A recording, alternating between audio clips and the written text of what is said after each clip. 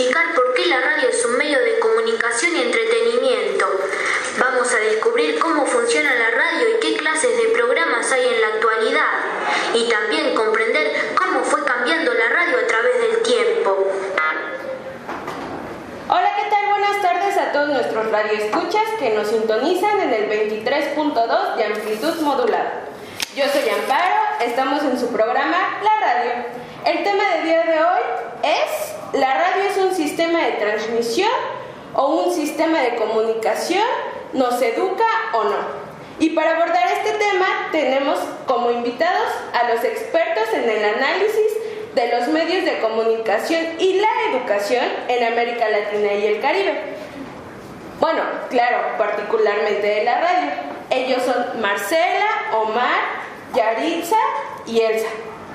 Me gustaría comenzar preguntándole a Marcela, ¿cómo es que podemos ver a la radio? ¿Qué es la radio?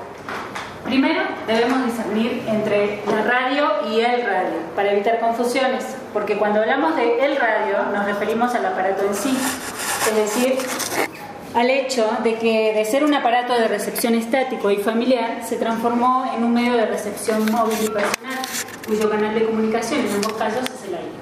Actualmente podemos definir a la radio como un modo de comunicación sensorial, particularmente auditivo e instantáneo. Bueno, ¿y qué nos ofrece o cuáles son sus funciones? Nos ofrece una amplia variedad de programas, horarios, tratamiento de temas y la movilidad y participación de grupos para fines diversos, como pueden ser políticos, culturales, humanitarios, etc. Y entre sus funciones, precisamente, podemos decir que la radio nos sirve para informar, alfabetizar y entretener a todo tipo de audiencias, que eso es una gran ventaja también, siempre y cuando sepamos diferenciar entre oír y escuchar, porque oír es solo percibir, es un acto pasivo y automático, mientras que escuchar implica atención activa, una intención e incluye pensamientos y reflexión. Por ello, entre otras cosas, es que hoy nos preguntamos si la radio en realidad nos educa y en qué forma lo hace. Muchas gracias. Bueno, ya Marcela nos dijo qué es la radio, cuáles son sus características.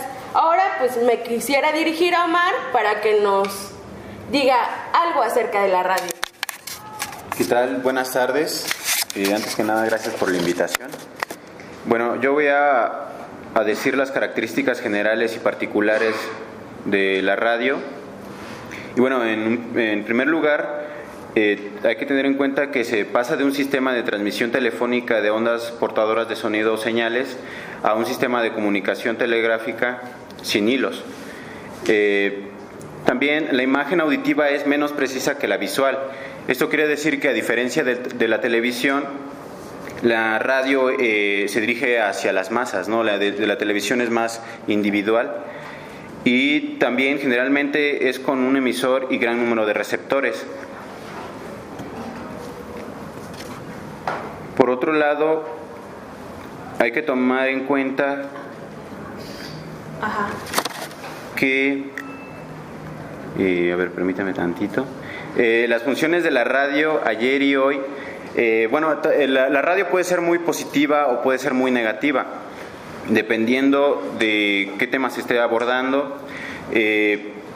Puede tener argumentos sólidos, convencer a los receptores e incluso estimularlos, pero también puede servir para enajenar a las personas o manipularlas. A diferencia de la televisión y de otros medios, la radio tiene que ser muy descriptiva y se tiene que utilizar un lenguaje muy flexible hacia las personas a las que va dirigida, y el tema tiene que ser muy concreto y específico, además de respetar el contexto de la población a la que va dirigido el mensaje. Y la producción de programas es rápida y poco elaborada, a diferencia de la televisión. Esto quiere decir que es más barato. Incluso podemos hacer una radio casera con muy pocos instrumentos, con tan solo tener una buena computadora. Es muy fácil. Y bueno, voy a pasar a las características particulares. La imagen sonora produce introversión, y la visual extroversión. Esto quiere decir que la visual disipa la atención y distrae a las personas en ocasiones, a diferencia de la radio que es más interna. Hay que utilizar más la imaginación y puede ser más subjetiva dependiendo del manejo del tema.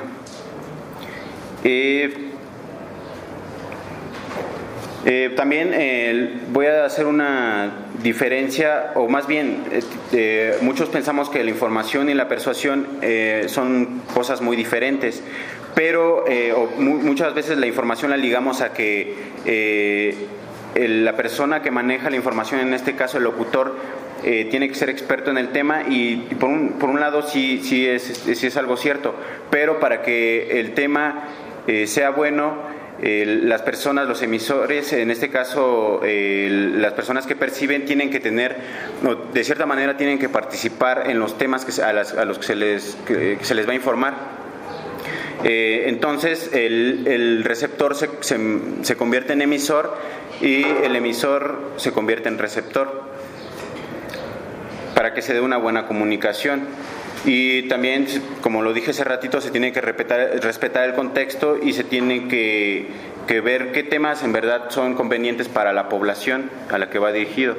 Es un hecho de que no se pueden transmitir programas, no se puede transmitir un programa hecho en Barcelona a una comunidad indígena.